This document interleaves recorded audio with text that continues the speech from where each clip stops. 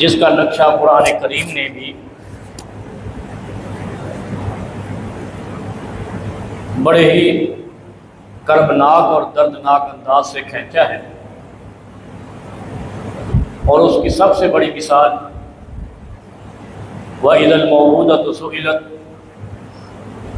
بِأَيِّ ذَنبٍ قُتِلَتْ،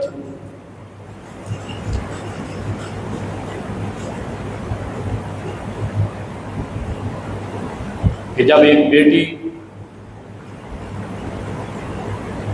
کل حشر میں اللہ کے سامنے حجت قائم کرے گی اور کھڑی ہوگی، وَإِذَا الْمَوْءُودَةُ سُئِلَتْ، کہ مجھے زندہ درگور کیوں کیا گیا، بِأَيِّ ذَنبٍ قُتِلَتْ، کہ مجھے قتل کیوں کیا گیا۔ ایک تو اس سے مسئلہ یہ نکلتا ہے، بڑی اہم بات ہے کہ اللہ رب العالمین کو اپنی بندیوں پر بڑا ہی رحم اور ترس آتا ہے، اور دوسرا عورت کی دعا، خاتون کی دعا بہت جلد قبول ہوتی ہے، اور تیسرا اسی آیت سے یہ بھی مسئلہ نکلتا ہے کہ عورت کی بد دعا بھی سب سے پہلے بہت جلد قبول ہوتی ہے۔ وَإِذَا الْمَوْءُودَةُ سُئِلَتْ، یعنی اللہ رب العالمین اس بچی کی کلمات کو قرآن میں اتار رہے ہیں،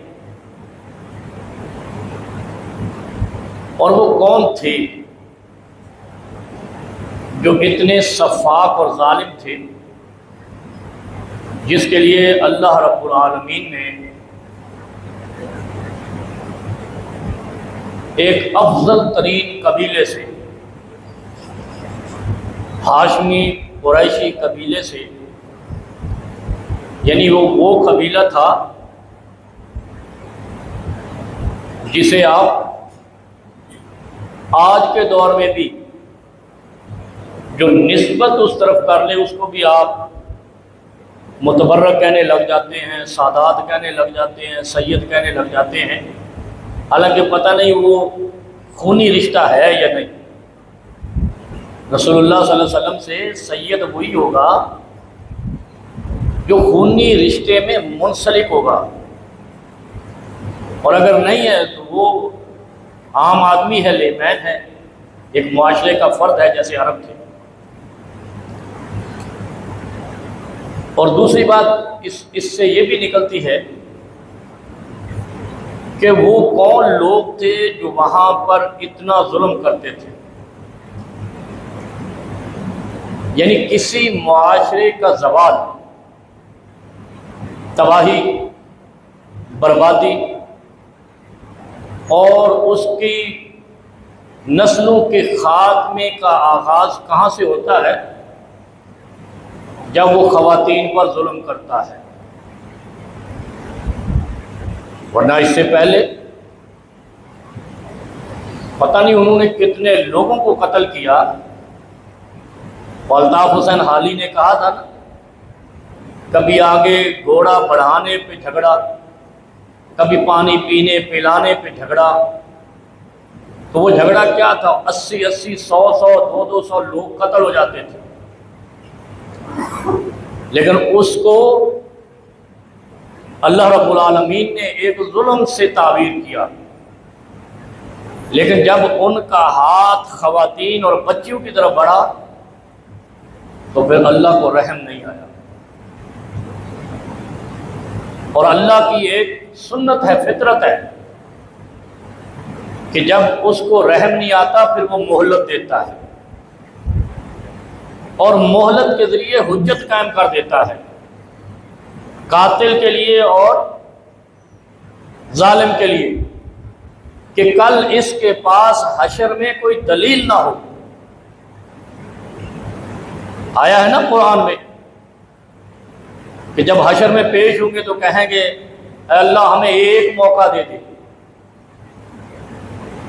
ایک موقع دے دے، ہم ساری نیکیاں کر کے آئیں گے، اطاعت کر کے آئیں گے، تیرے محبوب کی تابعداری کر کے آئیں گے، لیکن وہ قدمال وہ گزر گیا۔ اب جو مرحلہ ہے وہ حساب و کتاب کا ہے، اور اللہ کا حساب و کتاب اخیر پہ شروع ہوتا ہے، یعنی اس کے بعد اس کو رجوع کا موقع نہیں ملتا ہے۔ جتنے بھی ظلم کیے، اب آپ دیکھیں رسول اللہ صلی اللہ علیہ وسلم کی ولادت سے پہلے لوگ صدیوں تک قتل و غارت کرتے رہے۔ قتل و غارت کس چیز پہ تھی؟ زمین پہ قبضے کی، کنویں پہ قبضے کی، پانی پہ قبضے کی، کھجوروں کے باغات پہ قبضے کی، دوسروں کی بستیوں پہ قبضے کی، اور خام خواہ گالی گلوچ پہ لڑائیوں کی، یعنی چھوٹی چھوٹی باتوں پر دہائیوں لڑائیاں چلتی تھیں، اور نتیجہ اللہ کے بندوں کو قتل کیا جاتا تھا، خواتین کو لونڈیاں بنایا جاتا تھا۔ جب اس چیز پہ بھی صبر نہیں آیا اور انہوں نے کہا کہ یہ جب دشمن سے لڑائی ہوتی ہے، ہم مارے جاتے ہیں تو ہماری خواتین پھر وہ لونڈیاں بن جاتی ہیں اور ہمارے دشمن اٹھا کے لے جاتے ہیں، انہوں نے بچپن سے ہی بچیوں کو مار کر دفن کرنا شروع کر دیا، اور کئی نے زندہ ہی درگور کر دیا۔ پیدا ہوئی بیٹی ہے، جا کر زندہ درگور کرنا شروع کر دیا۔ اور اس سے پہلے فرعون نے بچوں کو زندہ درگور کرنا شروع کر دیا تھا، اس وجہ سے کہ اس کے نجومی نے خبر دی تھی کہ تیری سلطنت کے اندر ایک بچہ ایسا پیدا ہوگا جو تیری سلطنت الٹ دے گا۔ مارنا شروع کر دیا۔ قبل از وقت اپنی سلطنت کو بچانے کے لیے فرعون نے بھی 26ویں 27ویں ترامیم کی تھی، نہ کوئی میرے خلاف فیصلہ دے، نہ کوئی میرے خلاف کھڑا ہو، جو کھڑا ہو وہ سلطنت فرعون کا غدار، باغی، جھوٹا، اور اس کو قتل کر دو۔ اور اس نے بھی ایسے ایسے فلاسفر تیار کر لیے جو کہتے تھے جو فرعون کے خلاف کھڑا ہونے والے کی حمایت کرے اس کو بھی مار دو۔ یعنی زمین پہ انسانیت کی دشمنی انسانیت سے رہی ہے۔ اگر کسی کو کوئی حیوان لے جائے تو انسان اس کا دشمن نہیں بنتا، لیکن انسان کے لہو کا پیاسا تھا، اور یہ وہی انسان تھا جس کو اللہ نے گوندی ہوئی مٹی سے، اسود مٹی یعنی سیاہ مٹی سے گوند کر جس کا چہرہ بنایا تھا، اور اس کو بنانے کے بعد فرمایا کیا تھا؟ فطرت اللہ التی فطر الناس علیہا، بہترین فطرت میں میں نے اس انسان کو بنایا ہے، لیکن وہ بدترین راستے پہ باغی ہو کر نکل گیا۔ دنیا کی رعنائیوں کے لیے، دنیا کی طاقت حاصل کرنے کے لیے، دنیا کو زیر کرنے کے لیے، اپنے ہم عصر کو، ہم پلہ کو، ہم ظلم کو، ہم نسل کو زیر کرنے کے لیے اس نے قتل و غارت شروع کر دی، اور ان پر الزامات لگا کر اب بچیوں کو زندہ درگور رسول اللہ صلی اللہ علیہ وسلم کی ولادت سے پہلے جو کیا جاتا تھا اس پر پیدا ہوتے الزام لگا دیا جاتا تھا۔ کیا یہ ہماری غیرت کا مسئلہ بنے گی؟ ہماری عزت کا مسئلہ بنے گی؟ آپ کے سندھ میں دیکھ لو، غیرت کے نام پر بچیوں کو قتل کرتے ہیں۔ یعنی یہ جاہلیت 1500 سال پہلے جو تھی، یا اس سے بھی پہلے چلتی آ رہی تھی، رسول اللہ صلی اللہ علیہ وسلم کی بعثت کا مقصد سندھ کی سرزمین پہ آ کر ایسے لگتا ہے جیسے فوت ہو گیا۔ انا للہ پڑھ لو بھائی، رسول اللہ صلی اللہ علیہ وسلم جب آئے تو قرآن نازل ہوا، اور سب سے پہلے بچوں کی عزت، عورتوں کی عزت کو محفوظ کرنے کا اللہ نے پیغام دیا، اور آج سندھ میں دیکھ لو، اور قاتل کو پھر سرکار تحفظ دیتی ہے، ظالم کو جو 1500 سال پہلے جاہل تھا، ابو جہل کی اولاد کہلاتا تھا، اس کو یہاں پہ سرکاری پروٹوکول ملتا ہے، جی وڈیرے نے فیصلہ کیا، اور الزام کیا لیتے ہیں؟ محبت کی شادی کی، تو محبت کیا گناہ کبیرہ ہے؟ قتل کا مجرم ہے محبت؟ محبت کے لیے تو اسلام آیا ہے، جن کے اندر ہزاروں قتل ہوتے تھے نفرت کی بنیاد پہ، برتری کی بنیاد پہ، ان کو باہم شیر و شکر تو اسلام نے کیا تھا، باہم محبت کے ایک لڑی میں پرویا اسلام میں تھا، اور اگر اسلام نہ آتا، جس طریقے سے انسانیت نفرتوں میں بس رہی تھی، ختم ہو جاتی۔ اللہ نے انسانیت کو بچانا تھا تو پیغمبر اسلام کو مبعوث کیا، یہ انسانیت کی بقا ہے۔ آپ دیکھ لیں، آپ کو یہ ایپسٹین فائلز، یہ بھی آپ نے سنا ہو، بچوں کو زندہ کھاتے اس دور میں، بچوں کے ساتھ زیادتی کرتے اس دور میں، اور دنیا کے اندر وہ کوئی مسلمان ہو یا کرسچن عیسائی ہو، اس کے خلاف وہی قبائل جن کو آپ امریکہ کہیں یا یہود کہیں یا جیوش کہیں، آج بھی انسانیت کے خلاف جرائم میں ملوث ہیں۔ پوری دنیا میں کہیں جنگ نہیں ہے سوائے ٹرمپ اور اس کے الائز کے، جہاں جاتے ہیں جا کر لڑنا شروع کر دیتے ہیں، جہاں جاتے ہیں وہاں مارنا شروع کر دیتے ہیں۔ گویا کہ یہ جو اسرائیلیز ہیں، یہود ہیں، یہ وہ طبقہ ہے زمین پہ جو انسانیت کے لیے بھیڑیا کا کردار ادا کرتا ہے، اور یہ تو وہ ہے، یہودی وہ ہے جنہوں نے اللہ کے انبیاء کا انکار کیا، یا پھر انبیاء کو پھانسی دینے چلے گئے۔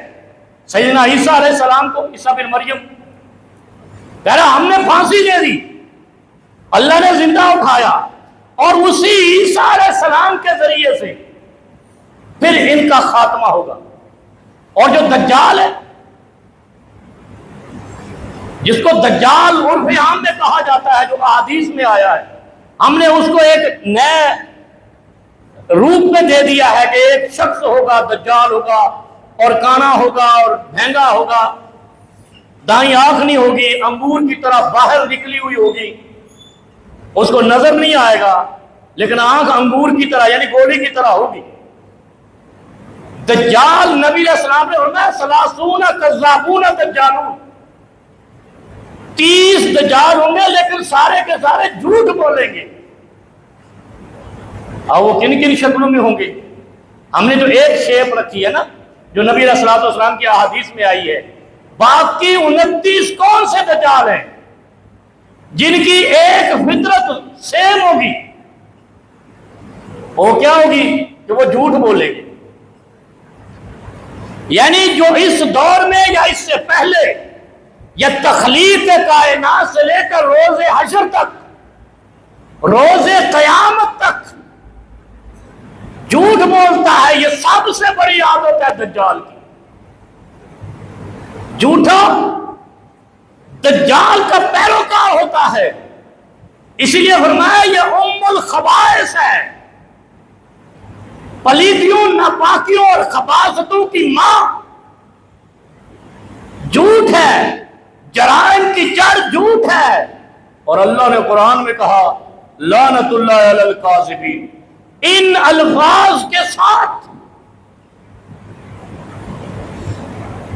صرف 2 جگہ پہ لعنت آئی ہے۔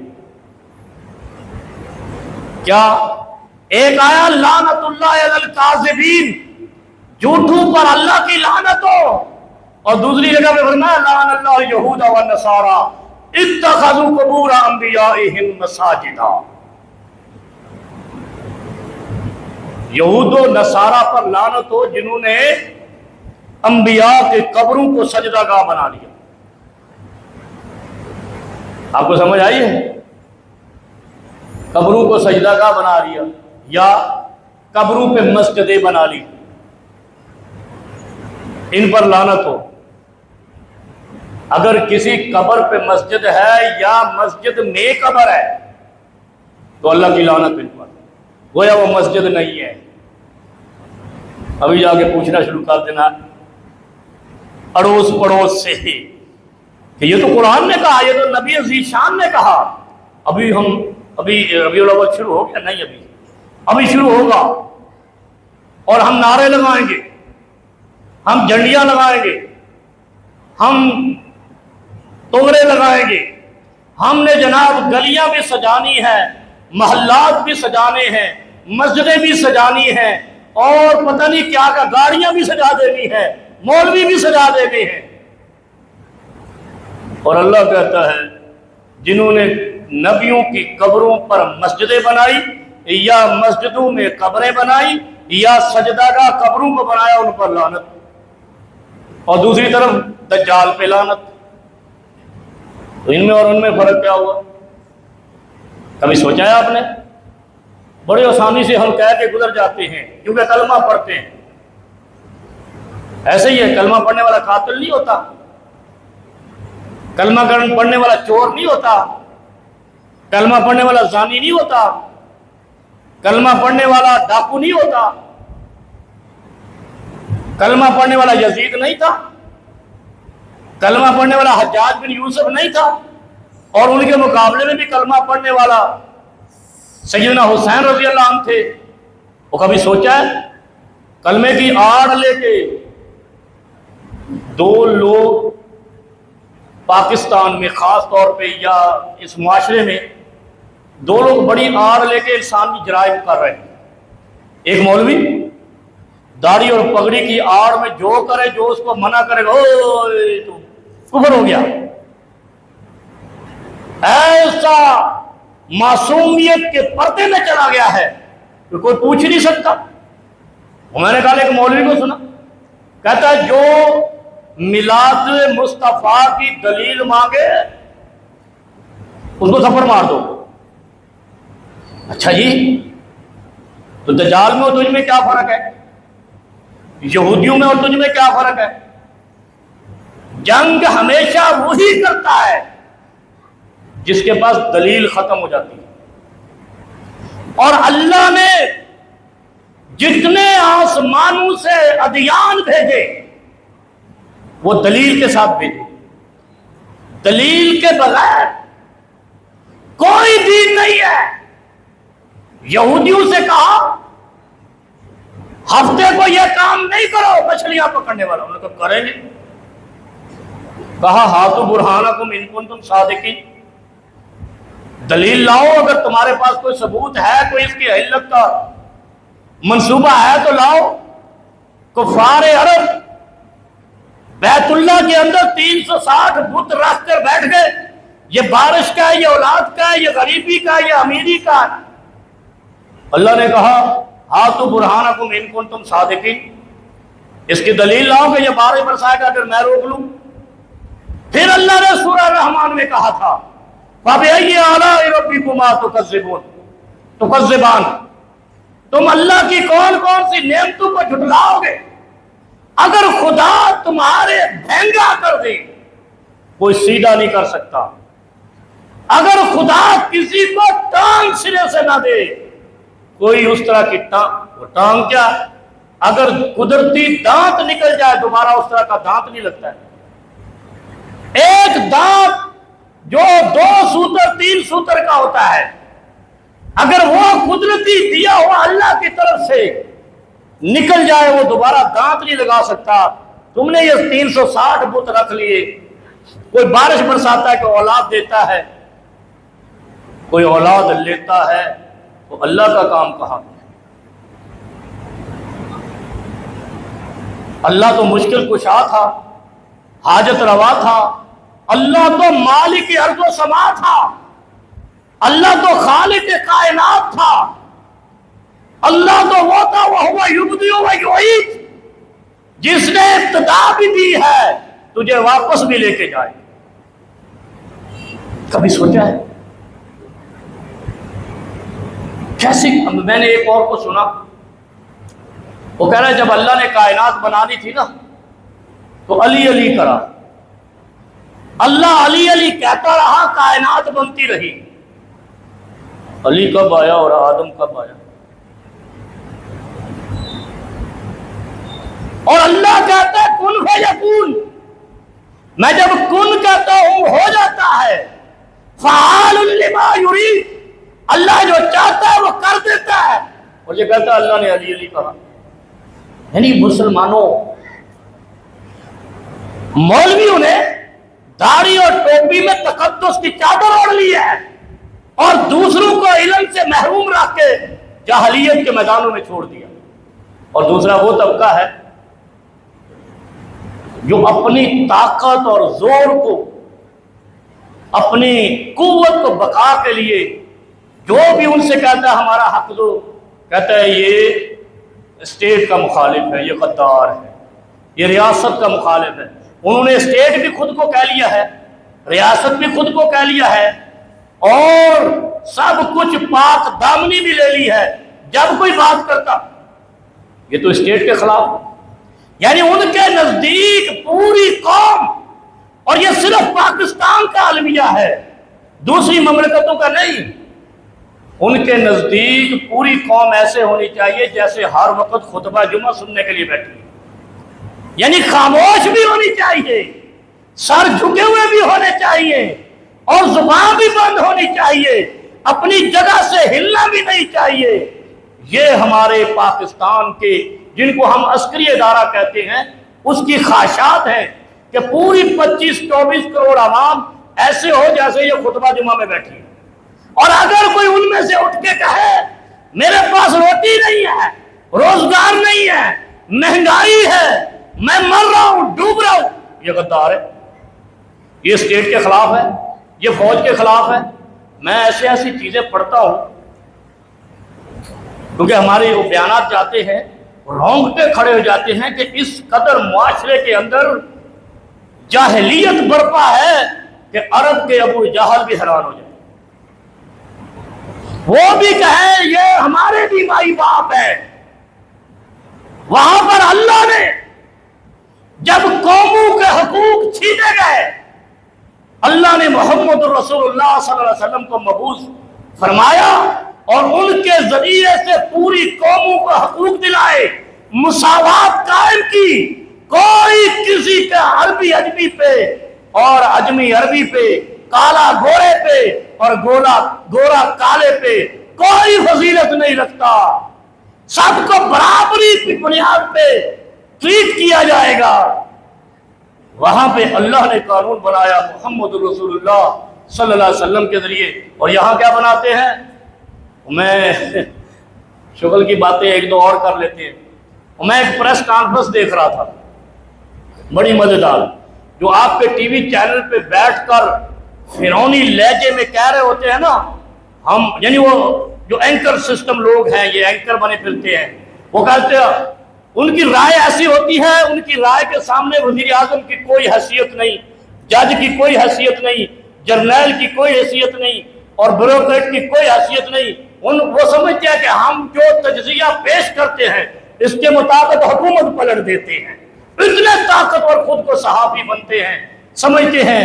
وہ ان کی پریس کانفرنس میں ایسے خاموشی سے بیٹھے ہوتے ہیں، طاقتوروں کی پریس کانفرنس میں میں دیکھ کے منظر حیران ہو گیا، اپنی مرضی سے ہنس بھی نہیں سکتے۔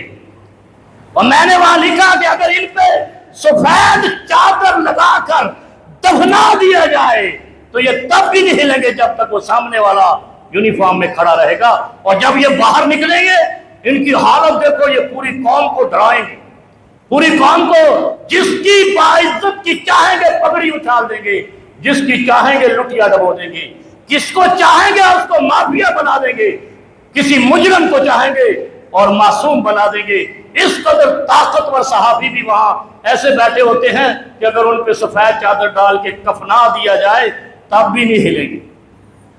یہ معاشرہ رسول اللہ صلی اللہ علیہ وسلم کی بعثت سے پہلے تھا اور آج پاکستان میں ہے۔ وہ گل سمجھ آئی؟ وہ کو نہیں آئی؟ ایسا معاشرہ، یہ قرآن کی تفسیر لکھ رہے ہیں، ان کو معلوم ہے اسلام سے پہلے جن کو ہم ابو جہل کہتے ہیں، ابو لہب کہتے ہیں، عتبہ شیبہ کہتے ہیں، جو اب عرب کے سب سے بڑے سردار تھے، اسلام انہوں نے نہیں لایا، صرف ابو سفیان نے لایا تھا، باقیوں نے موت قبول کر لی تھی۔ غرور تکبر اتنا تھا کہ سر نہیں جھکایا تھا اسلام کے سامنے۔ اور یہاں لوگ کھڑے ہو کر یہ بھی کہہ دیتے ہیں ابو سفیان صحابی نہیں تھا، لعنتی ہو۔ فتح مکہ کے وقت کائنات کے امام نے کہا تھا جو ابو سفیان کی حویلی میں چلا جائے، اس کے ڈیرے میں چلا جائے، اس کو مسلمان کچھ نہیں کہیں گے۔ اتنا معتبر شخصیت عرب کی اور قریش کی، اگر وہ صحابی نہیں ہے تو تم مسلمان نہیں۔ اور اچھا پھر مزے کی بات ہے، ان کے مولوی ہمارے بھی، ان کے بھی تو ہمارے بھی، یہ آڑ لیتے ہیں نا پگڑی داڑھی کی۔ ان کے مولوی کا عقیدہ کیا ہے کہ علی سارے انبیاء سے افضل ہے۔ تو جب جب ہم کہیں کہ یہ تم غلط کہتے ہو، کفر کرتے ہو، یہ گستاخی ہے، کہتے ہیں یہ علی کا بغض رکھتا ہے، لاکھ لعنت تمہاری جمن والی ماں ہے۔ بھائی ہم علی سے بغض کیوں رکھے؟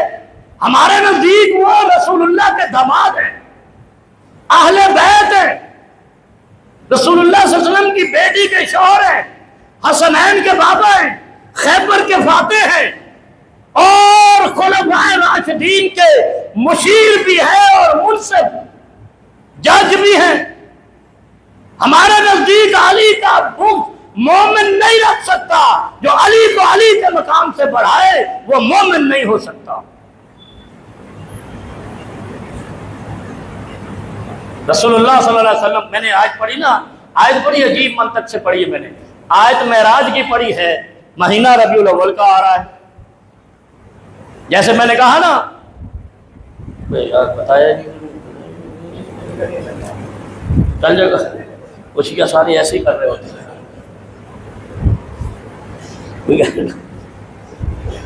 اگر ہم بغیر ٹوپی ہوئے تو یہ فرض نہیں ہے بھائی، ٹوپی رکھنا فرض نہیں ہے، نماز پڑھنا فرض ہے، جمعے کا خطبہ سننا فرض ہے۔ میں نے آیت پڑھی ہے سورہ اسراء کی پہلی ہے، سبحان الذی اسریٰ بعبدہ لیلا من المسجد الحرام الی المسجد الاقصی۔ آگے کیا ہے اس کی؟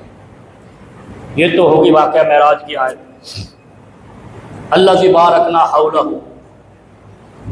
ایسے ہی ہے۔ یہ بھائی صاحب مجھے کہہ رہے تھے کل یا پرسوں کہ جو نجف سے کربلا تک سفر کرے 1000 نیکیاں، ایک قدم پہ 1000، ایک ویلا ہی حساب کتاب والا ہے، ایک قدم پہ 1000 لکھی جا سکتی، ایک حرف پہ 10 نیکیاں تو سنا تھا، ایک قدم پہ کسی نے 1000 نیکی سنی ہے، تو آج میرے منہ تو سن لیں۔ اگر اچھا وہ نجف ہو یا کربلا ہو، یہ تو نجد ہے، ان نجدیوں کے لیے نبی علیہ السلام کی بددعا ہے، ان نجدیوں نے کربلا واقع کی ہے۔ بھائی وہ مدینے والوں نے آل رسول کو شہید نہیں کیا، نجدیوں نے کیا، وہ نجد عراق ہے، جہاں آل رسول کا خون گرا، جس مٹی کو بددعا لگی حسین کی اور حسین کے نانا کی اور حسین کے بابا کی، آج کا مفکر اٹھ کے کہتا ہے وہاں ایک قدم پہ 1000 نیکی ہے، لاکھ لعنت ہے۔ اور دنیا پہ لعنتی کون ہے؟ کتنا بڑا جھوٹ ہے۔ اور یہاں سورہ اسراء میں قرآن نازل ہوا ہے، سبحان الذی اسریٰ بعبدہ لیلا من المسجد الحرام الی المسجد الاقصی الذی بارکنا حولہ۔ مسجد اقصی اور حرمین شریفین کی گرد برکت رکھ دی، مکہ اور مدینہ، جہاں رسول اللہ صلی اللہ علیہ وسلم رہتے رہے، جہاں سے ہجرت کی، جہاں ہجرت کر کے پہنچے، جہاں معراج کے لیے گئے، مسجد اقصی، مسجد مدینہ اور مسجد حرام بیت اللہ، اللہ قرآن میں کہتا ہے یہاں میں نے برکت رکھ دی، لیکن یہاں بھی نہیں کہا کہ یہاں ہر قدم پہ 1000 نیکی۔ یعنی یہ جو بات میں نے شروع میں کی ہے کہ انہوں نے اللہ کے دیے گئے دین کے اوپر، رسول اللہ صلی اللہ علیہ وسلم کی دی گئی حدود و قیود کے اوپر اپنا دین رکھ دیا ہے۔ اچھا یہ آج کیوں پڑھی ہے؟ اس کے آگے بڑی اہم چیز ہے۔ آگے کیا فرمایا؟ لِنُرِيَهُ مِنْ آیاتنا۔ اللہ کہہ رہا ہے، اللہ کیا کہہ رہا ہے؟ تاکہ میں دکھاؤں اپنی نشانیاں۔ معراج کس لیے کرائی؟ اپنی نشانیاں دکھانے کے لیے۔ کون سی نشانیاں تھیں؟ آسمانوں پہ لے گئے، علی کو تو نہیں لے گئے۔ سوچنا ذرا، پھر ہم تقابل کریں گے نا کہ کس طریقے سے انہوں نے جو ان کو سچی بات کہے کہتے ہیں بغض رکھتا ہے۔ اچھا تمہارے کہنے سے نہ بغض بنے گا نہ تمہارے کہنے سے بغض ہٹے گا۔ جو سچ ہوگا، اللہ نے قرآن میں کہا ہے لَيْسَ لَكَ مِنَ الْأَمْرِ شَيْءٌ، تیرے اختیار میں کچھ ہے ہی نہیں۔ کس کے اختیار میں؟ قرآن کس پہ اترا ہے؟ نبی پاک صلی اللہ علیہ وسلم پہ۔ تو جب نبی کے اختیار میں نہیں تھا کوئی تبدیلی کرنا جو آسمانوں پہ آئے، مولوی تو کیسے کر سکتا ہے؟ جس نبی کو مانتا ہے اس پہ ایمان لانا بھی فرض ہے، اس کے لائے ہوئے طریقے پہ لَقَدْ كَانَ لَكُمْ فِي رَسُولِ اللَّهِ أُسْوَةٌ حَسَنَةٌ اتنا ہی ماننا لازم ہے جتنا دیا سرکار نے۔ اور جو سرکار کے دیے پہ اضافہ کرے گا وہی تو وہ ہے کہ جن کے بارے میں قرآن آیا، جن کے بارے میں رسول اللہ صلی اللہ علیہ وسلم کی بے-عزت ہوئی۔ اچھا یہ بتاؤ، میں نے شروع میں کہا نا کہ وہ بچیوں کو زندہ درگور کر دیتے تھے۔ کون؟ عرب کے جاہل اور عرب کے انسان۔ اس وقت تو جاہلیت کا تصور ہی نہیں تھا، سارے ایک جیسے تھے۔ بعد میں ولادت مصطفیٰ ہوئی۔ اچھا ولادت مصطفیٰ سے بھی جہالت نہیں چھٹی۔ اگر کوئی ایسا کہتا ہے وہ بھی غلط کہتا ہے۔ ولادت مصطفیٰ کے بعد بھی 360 بت رہے ہیں بیت اللہ کے اندر۔ اور پھر وہ کون لوگ تھے جو بچیوں کو زندہ درگور کرتے تھے؟ یہی والے عمر بن ہشام والے، یہی ابو لہب والے، یہی عرب کے جو سردار تھے۔ ہر سردار اپنے قبیلے کو بڑا اور معتبر اور طاقتور ثابت کرنے کے لیے دوسرے قبیلے کے لوگوں کو قتل کرتا تھا، ان کی خواتین کو لونڈیاں بناتا تھا۔ تو گویا یہی وہ لوگ تھے جو بعد میں اسلام میں بھی آئے، جن میں سے لوگ اسلام میں آئے اور مومن ہوئے، اور انہوں نے ان کے خلاف جہاد کیا جن کے ساتھ وہ پہلے تھے۔ ان کے خلاف جہاد کیا، ان کو تحت دیکھ کیا۔ یہ ابو لہب یہ کون تھا؟ عباس کا بھائی، حمزہ کا بھائی، امیر حمزہ کا بھائی، ابو طالب کا بھائی، عقیل کا بھائی، جعفر کا بھائی، چچا تھا نا۔ ابو لہب بھی چچا تھا۔ امیر حمزہ اسلام لائے، حضرت عباس اسلام لائے، عقیل بھی اسلام لائے، جعفر بھی اسلام لائے۔ نہیں لایا ابو طالب نہیں لایا تو ابو لہب نہیں لایا۔ وہ نہیں سمجھ آئی؟ اور سمجھنے کی کوشش کرو تھوڑا سا، یہ تعصب نکال دو فرقہ پرستی کا۔ اگر یہاں آنا ہے تو فرقے آپ کو جہنم میں لے جائیں گے۔ اور میں اکثر کہتا رہتا ہوں پاکستان میں جتنی یہ دھینگا مشتی ہے نا مسلکوں کی، یہ اسلام کی خدمت نہیں ہے۔ اسلام کی خدمت کہاں ہے؟ ہر کوئی اپنے مسلک کو بڑا کرنے کے چکر میں، ہر کوئی اپنے مسلک کو سچا ثابت کرنے کے چکر میں۔ پہلے وہ مسلک بنا کے نکل گیا اس دائرے سے جو مکہ اور مدینہ نے لگایا تھا۔ جیسے وہ حتیم ہے، حرمین کی حدود ہے جسے کہتے ہیں میقات، وہ میقات اسلام سے نکل کے اپنا امام بنا لیتا ہے، پھر کہتا ہے میں بھی پکا مسلمان، پھر کہتا ہے میرا مسلک بڑا۔ جو کہے میرا مسلک بڑا گویا وہ میقات اسلام سے نکل گیا ہے، اپنے اپنے مسلکوں کی خدمت ہو رہی ہے، اپنے اپنے فرقوں کی خدمت ہو رہی ہے۔ جاؤ ان کے مدارس میں دیکھو، ہر کوئی اپنے مسلک اور فرقے کو سچا ثابت کرنے کے لیے 18 علوم گھڑے بیٹھا ہے۔ اور سچ کہاں ہے؟ سچ مدینے میں۔ سچ کہاں ہے؟ سچ مکے میں۔ اور سچ کہاں ہے؟ جن کو اہل حدیث کہتے ہو، جہاں صرف قرآن و حدیث، وہ میقات سے نکلتے ہی نہیں۔ میقات اسلام کے باہر کے ایمان کو امام مانتے ہی نہیں۔ مجتہد مانتے ہیں، فقیہ مانتے ہیں، محدث مانتے ہیں، امام نہیں مانتے۔ امام وہی ہے جو میقات اسلام میں رہے گا۔ ایک میقات حرم ہے اور دوسرا میقات اسلام ہے۔ اچھا وہ بچیوں کو دفن، اچھا میں نے کیا کہا تھا؟ سب سے پہلے اللہ دعا کس کی سنتا ہے؟ خواتین کی، عورتوں کی، بیٹیوں کی، بچیوں کی بد دعا بھی ان کی سنتا ہے۔ اللہ نے قرآن میں اتارا تھا، وَإِذَا الْمَوْءُودَةُ سُئِلَتْ بِأَيِّ ذَنبٍ قُتِلَتْ، ایک بچی کی پوری گفتگو کو، جیسے کہتے ہیں نا،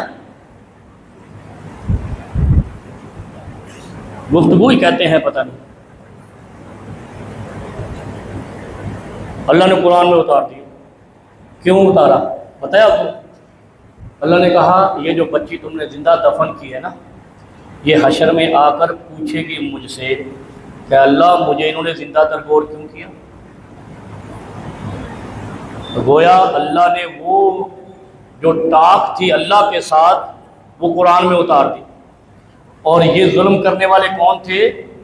یہی جو رسول اللہ صلی اللہ علیہ وسلم جس خاندان میں پیدا ہوئے، انہی کے پہلے لوگ اور انہی کے بڑے لوگ، یہ ابو لہب والے اور اس کے قبیلے کے سارے لوگ۔ قبیلے سے مراد ہے کہ اس کی کیٹیگری کے سردار اور وڈیرے اور ظالم اور جاگیردار اور عرب کے سردار، یہی سارے لوگ تھے جو زندہ درگور کر صرف ایک وجہ سے کہ یہ بچی ہماری عزت کا مسئلہ کیوں بنے گی کہ ہماری لڑائی ہوگی فلانے قبیلے سے، اور اس لڑائی میں اگر ہم شکست کھا گئے تو دشمن ہماری بچیاں لے جائے گا، پہلے ہی مار دیتے تھے۔ اس کی جو مرضی لاجک لوگوں نے بیان کیا بناتے رہے، لیکن اس سے جو اندر کا وہ کیا ما فی الضمیر ہے نا، وہ یہی تھا کہ ہماری بچیاں ہمارے لیے عزت کا مسئلہ نہ بن جائے، کوئی دشمن نہ ہمارا مرنے کے بعد لے جائے۔ بات سمجھ آ رہی ہے؟ یہ کون سا زمانہ تھا؟ اسلام سے پہلے کا، ایسا ہی ہے مسلمانوں سے پہلے کا۔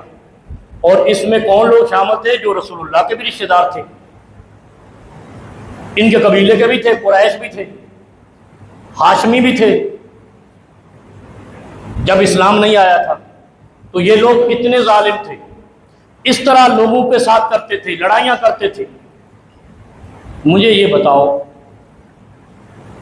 رسول اللہ صلی اللہ علیہ وسلم کی ولادت ایسے دور میں ہوئی، بات سمجھ آ رہی ہے؟ اب بات سمجھا۔ مجھے ایک دن میں یہاں سے ایسے نکلا، پتہ نہیں آج وہ صاحب ہے یا نہیں ہے، مجھے نکلتے ہی اس نے پکڑ لیا یہی حضرت آپ نے جمعے میں کہا کہ رسول اللہ صلی اللہ علیہ وسلم کی ولادت 8 ربیع الاول یا 9 ربیع الاول ہے، ایسے ہی۔ تو یہ جو 12 ربیع الاول کو ہم نے یہاں پہ کر رکھا ہوتا ہے، ہمیں آپ کیا سمجھتے ہیں؟ میں نے کہا میں آپ کو پتہ نہیں، کچھ بھی نہیں سمجھتا، آپ دلیل لا دو 12 ربیع الاول کو پیدائش ہے۔ فتاویٰ رضویہ میں اعلیٰ حضرت، کوئی اعلیٰ والا نہیں ہے، یہ ایسے تماشا لگا خود ہی لکھ دیتے اعلیٰ کوئی ادنا، ان کے کہنے سے نہ جنت بنے گی نہ جہنم بنے گی۔ حقیقت بات ہے، جنت جہنم کا فیصلہ کس نے کرنا ہے؟ رسول اللہ صلی اللہ علیہ وسلم نے، اور دینی کس نے؟ مالک اللہ ہے، سفارشی رسول اللہ ہے، تھرڈ آپشن نہیں ہے۔ ابو بکر کے کہنے سے بھی کوئی جنت میں نہیں جائے گا جب تک ابو بکر مصطفیٰ کو نہیں منا لیں گے۔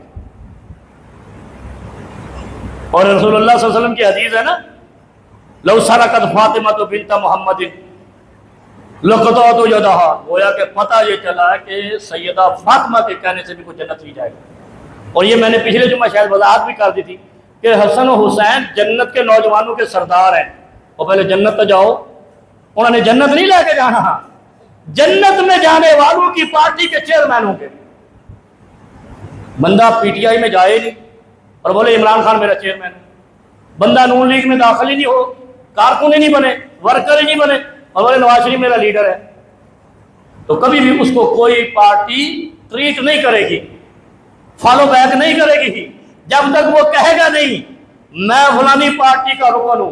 پہلے حسین جنت میں تو جاؤ، پھر تمہارا چیئرمین حسین ہوگا، اور اگر باہر ہی تم نے حسین کو اپنے نانا سے انبیاء سے بھی افضل قرار دے دیا تو حسین تمہیں جنت میں قبول بھی نہیں کرے گا، اپنی پارٹی میں لے گا ہی نہیں، تم تو باغی ہو نظریہ حسین کے۔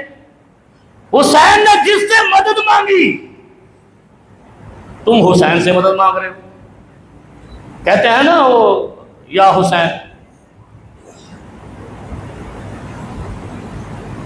اور حسین نے کس سے مدد مانگی؟ نہ کربلا میں یا رسول اللہ کا نعرہ لگایا، نہ یا علی کا نعرہ لگایا، نہیں تو ایک دلیل دے دو، ایک دلیل، اور اگر دلیل نہیں ہے تو بکواس ہے۔ جس بات کی دلیل نہ ہو اس کو پاکستانی زبان میں بکواس کہتے ہیں، اور ادب کی زبان میں، اسلام کی زبان میں اس کو جھوٹ اور افتراء کہتے ہیں، تہمت لگانا کہتے ہیں، گھڑنت کہتے ہیں، من گھڑت بات کہتے ہیں۔ لہذا جنت میں جانا ہے تو نظریہ حسین پہ عمل کرنا ضروری ہے، اور اگر نظریہ حسین، عقیدہ حسین پہ عمل نہیں ہے تو حسین جنت میں نہ نکال سکتا ہے جنت سے، نہ قبول کر سکتا ہے۔ جب چلے جاؤ گے اللہ کے فیصلے اور رسول اللہ کی سفارش سے، پھر حسین تمہیں دھمکی دے گا آجا بیٹا ادھر ہماری پارٹی میں آ جاؤ۔ یہی ہوگا، نقشہ کھینچو نا آج کے دور میں اور اس میں منسلک کرو۔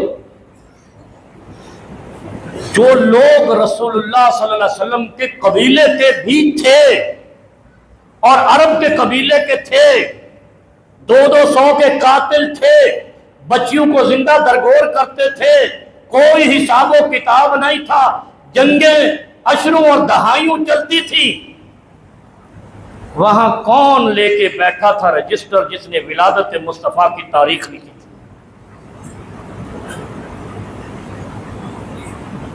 اچھا، اگر رسول اللہ صلی اللہ علیہ وسلم کی ولادت کی تاریخ لکھی تھی تو اس کی مثال بھی چاہیے دلیل کے طور پہ کہ فلاں کی تاریخ ولادت بھی محفوظ ہے، کیونکہ جب ولادت مصطفیٰ ہوئی تو پورے عرب کے معاشرے میں جہالت اور ایسا ہنگم خیز زمانہ تھا کہ جنگیں تھی، لڑائیاں تھی، اور الطاف حسین حالی نے پورا نقشہ کھینچا ہے، اور تاریخی اور ظلمت تھی، جہالت تھی، تو اس میں تاریخ ولادت کہاں محفوظ ہوئی؟ کس نے محفوظ کی؟ یہ بھی پوچھ سکتے ہیں نا۔ ولادت مصطفیٰ لکھنے والا وہ رجسٹرار کا نام بتا دو۔ وہ گل سمجھ آ رہی جی؟ اگلی بھی جا رہی، سمجھن کی کوشش کیتا کرو اگر اتنے آندے، اگر سمجھ نہیں آتی تو نہیں آیا کرو۔ وہ ویسے بھی کبھی کبھی ایک آدمی اٹھتا ہے ٹائم زیادہ ہو گیا بابا تو چلا جا یار، ہمارے پاس سمجھنے والے آئیں۔ جب ولادت مصطفیٰ ہوئی کون رائٹر تھا تاریخیں لکھنے کا؟ ہم یہ دلیل مانگتے ہیں۔ اگر رسول اللہ صلی اللہ علیہ وسلم کی لکھی ہے تو پورے عرب کے اندر کسی ایک کی ولادت جو اس وقت محفوظ ہو جہالت کے دور میں وہ پیش کر دو کہ ابو لہب کی تاریخ ولادت یہ ہے، فلانے کی تاریخ ولادت یہ ہے، فلانے۔ بھائی وہ بے ہنگم دور تھا، لڑائیوں کا دور تھا۔ اچھا، اللہ نے نبی کیوں مبعوث کیا؟ نمازیں پڑھانے کے لیے؟ اور یار میں اکثر کہتا رہتا ہوں ہم نے نا اسلام کو غلط پیش کیا ہے مولویوں کے چکر میں۔ اللہ کے نبی صلی اللہ علیہ وسلم 2 مقصدوں کے لیے مبعوث ہوئے، صرف 2 مقصد کے لیے۔ ہم لوگوں کو پوری ایک 18 علوم بنا لیے، 14 علوم بنا لیے، کسی نے 4 امام بنا لیے، دوسرے نے 12 امام بنا لیے۔ خدایا تم نے اسلام کو جنگل میں ڈال دیا ہے۔ اس رسول اللہ کی بعثت 2 مقاصد کے لیے ہوئی، توحید الہی کے لیے، اللہ کو ایک مانو، اللہ کو کرنی والا مانو، اللہ کو غریب نواز مانو، اللہ کو گنج شکر مانو، گنج بخش مانو، اللہ کو غریب نواز مانو، اللہ کو داتا دستگیر مانو، اللہ کو غوث اعظم مانو۔ اس کے لیے نبی مبعوث ہوئے، اور ہم نے یہ ساری ڈگریاں وہاں سے ہٹا کر کہیں اور لگائی ہوئی یا نہیں لگائی؟ اور آندھی بھی سمجھ کو نہیں، یا امین بھائی آ رہی ہے نا؟ اللہ کو ایک مانو، وحدہ لا شریک مانو، اللہ الصمد مانو، لم یلد ولم یولد مانو، ولم یکن لہ کفوا احد مانو۔ کائنات میں اللہ کا ہمسر کوئی نہیں، اللہ جیسا کوئی نہیں، اللہ کا بیٹا کوئی نہیں، اللہ نے جنا کوئی نہیں، اللہ کسی سے جنا گیا نہیں، قل هو اللہ احد۔ اس کے لیے اللہ کے نبی مبعوث ہوئے، یہ بتانے کے لیے، اور دوسرا انسانیت کو بچانے کے لیے، توحید الہی بتانے کے لیے اور انسانیت کو بچانے کے لیے۔ کن سے؟ جو آپس میں ایک دوسرے کو کاٹ کاٹ کے مر رہے تھے، قبضے لگا رہے تھے، قتل کر رہے تھے، اور جناب پتہ نہیں کیا کیا منشیات کے کاروبار کرتے تھے، بتوں کا کاروبار کرتے تھے، خدا گھر گھر کے کعبے میں لا کے رکھتے تھے۔ اتنے پیسے دو، یہ تمہارا خدا بارش کا ہے، اتنے پیسے دو، یہ تمہارا خدا بیٹا دینے کا ہے، اتنے پیسے دو، یہ تمہارا خدا بیٹی دینے کا ہے، اور اتنے پیسے دو، یہ تمہیں خزانے دے گا، اتنے پیسے دو، یہ تمہیں زمینیں دے گا۔ اس طرح کے خدا 360 منا کے بیت اللہ میں رکھنے والا دور تھا۔ اس میں اگر کوئی مفتی، کوئی مولوی آج کے دور میں کوئی ایک دلیل لا کے دے دے کہ 8 ربیع الاول، 9 ربیع الاول، 12 ربیع الاول اور 17 ربیع الاول، ان 4 تاریخوں میں ولادت مصطفیٰ کی کنفرم تاریخ کس نے لکھی ہے؟ کیونکہ شیعوں کے ہاں 17 ربیع الاول ہے، پتہ ہے آپ کو؟ نہیں پتہ تھا، آج پتہ لگ گیا۔ اہل تشیع کے ہاں ولادت مصطفیٰ 17 کو ہے، لیکن وفات ان کے ہاں بھی 12 کو ہے، وفات میرے ہاں بھی 12 کو ہے، وفات بریلوی کے ہاں بھی 12 کو ہے، وفات دیوبندی کے ہاں بھی 12 کو ہے، وفات یہودیوں کے ہاں بھی مصطفیٰ کی 12 کو ہے، کرسچن عیسائیوں کے پاس بھی 12 وفات ہے۔ کائنات میں پڑھے لکھے انسان کے پاس 12 کو وفات ہے، ماہر ارضیات، ماہر فلکیات کے پاس بھی وفات مصطفیٰ 12 ربیع الاول کو ہے۔ کوئی ایک بتا سکتا ہے دلیل کے ساتھ کہ نبی علیہ الصلوۃ والسلام کی ولادت کس تاریخ کو ہے اور لکھی کس نے ہے؟ جو وفات مصطفیٰ 1.5 لاکھ اصحاب رسول نے لکھی ہے، رسول اللہ کے داماد نے لکھی ہے، رسول اللہ کی بیٹی نے لکھی ہے۔ کائنات میں ہر مسلمان نے جو نبی کو دیکھا، جس نے ایک آنکھ سے یا نہیں دیکھا کافر رہا، اس نے بھی 12 وفات لکھی ہے۔ ولادت مصطفیٰ 4 تاریخیں ہیں، اور میں اگر کہوں کہ معتبر کون سی ہے، وہ 9 ربیع الاول۔ 9 ربیع الاول یہ ماہر ارضیات، جو ماہر حسابات ہوتے ہیں، ربیع الاول کا مہینہ ہو، پیر کا دن ہو، فلانا بعثت سے پہلے ولادت ہوتی ہے، 40 سال پہلے بعثت سے ولادت ہوئی ہے، 40ویں سال میں نبوت ملی ہے، تو بھائی اس وقت حساب و کتاب لگا کے جاؤ تو 9 ربیع الاول بنتی ہے۔ شیعوں کے کسی حساب دار نے لگائی، اس نے 17 ربیع الاول بنا دی، کسی اور نے۔ اچھا، پھر فتاوی رضویہ میں جو سب سے زیادہ معاشرے میں شور مچاتے ہیں، یار وہاں جا کے تو پڑھ لو، تمہارے اعلیٰ حضرت نے 8 ربیع الاول لکھی ہے۔ اچھا، پھر میں نے جب اعتراض کیا، میں نے کہا اچھا علامہ طاہر القاضی دور جدید کے سو کالڈ شیخ الاسلام کینیڈین، انہوں نے بھی 8 ربیع الاول اور 9 ربیع الاول لکھی ہے۔ اچھا، پتہ کیا ہوا ہے 12 پہ کیوں سارے یہ اکٹھے ہو گئے؟ آپ کو پتہ ہے، جہاں میں سبھی خوشیاں مناتے ہیں، آگے کہتے کیا ہے؟ سوائے ابلیس کے، ایسے کہتے ہیں نا؟ تو مجھے بتاؤ، وفات والے دن ابلیس روئے گا یا خوش ہوگا؟ کسی کا باپ فوت ہو جائے اس دن بیٹا روئے گا یا ہنسے گا؟ اور کوئی عقل نو ہاتھ مارو، مسلمانوں کو سوچن دی تدبیر کرو۔ جب تک عقل کو استعمال نہیں کرو گے اسی طرح ایسے نظام کے نیچے پستے رہو گے۔ عقل استعمال کرو گے، شعور آئے گا، علم آئے گا، تحقیق آئے گی۔ اور تحقیق کا دور چل رہا ہے، لیکن پاکستانی مفلوج ہیں، کیونکہ کبھی ان کے فیس بک پہ بین لگ جاتا ہے، کبھی یوٹیوب پہ لگ جاتا ہے، کبھی کسی سوشل میڈیا ایپ پہ لگ جاتا ہے، بس ان کا بس نہیں چلتا ہے، یہ گوگل کے پہ بھی بین لگا دیں کہ پاکستانی کہیں گوگل سے سرچ کر کے کوئی گالی نہ کاٹ لیں۔ کیا سمجھے آپ؟ فتاوی رضویہ میں 8 ربیع الاول ہے۔ طاہر القادری صاحب نے کتاب لکھی ہے بہت ضخیم، غالباً میرے پاس بھی ہے، بلکہ مجھے گفٹ دی تھی آج سے 3 4 سال 5 سال پہلے۔ اس میں بھی لکھی ہے 8 ربیع الاول 9 ربیع الاول۔ ہوا کیا؟ ہوا یہ کہ کوئی شیطان تھا، ابلیس، فرزند ابلیس، اس نے ایک ترکیب سوچی، اور وہ یہودی یا دجالی ہو سکتا ہے، کہ مسلمانوں کو کیسے وفات نبوی پہ ہنسایا جائے، خوش کیا جائے، تاکہ کل رسول اللہ ان سے ناراض رہیں اور یہ ہماری طرح جہنم میں جائیں۔ بڑی ترتیب سے بتا رہا ہوں، بڑی ترتیب سے، بڑی آسان لفظوں کے ساتھ۔ بھائی سازشی جو ہوتا ہے وہ سازش کیا کرتا ہے؟ خود تو ڈوبے حسن تمہیں بھی لے ڈوبے گے، سازشی کا کام یہی ہوتا ہے۔ وہ یا نہیں ہوتا؟ جو خود ڈوب رہا ہوتا ہے کہتا میں انہوں بھی لے ڈوبا، انہوں بھی لے ڈوبا، وہ سارے اپنے پارٹنر لے ڈوبتا ہے۔ ایک بلڈر ڈوبتا ہے، اس کے جتنے شیئر ہولڈر سارے ڈوب گئے۔ ایسے ہی ہوتا ہے۔ اب شیطان اور دجال اور یہودی پریشان ہیں کہ مسلمانوں نے کہا ہے کہ یہ جہنم میں جائیں گے، تو بیٹا ہم اکیلے کیوں جائیں گے، ہم تمہیں بھی لے جائیں گے۔ انہوں نے وفات مصطفیٰ والے دن ان کو نچانے پہ لگا دیا، خوشیاں منانے پہ لگا دیا۔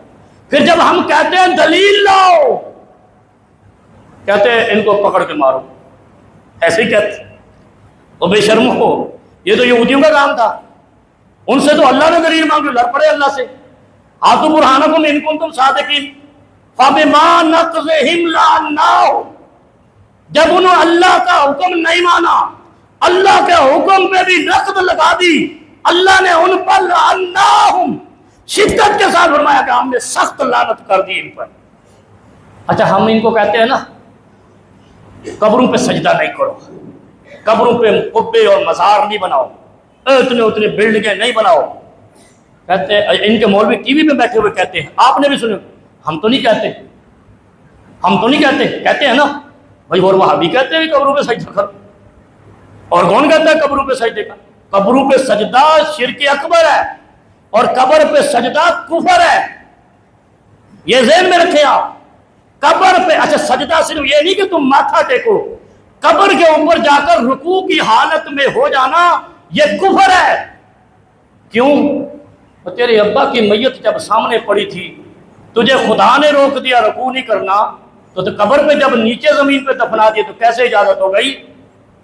وہ کبھی سوچا ہے؟ نہیں سوچا۔ مسلمان پاکستانی سوچے تو کہیں سونے کے ذخائر ریکوٹیک کے مالک نہ بن جائے۔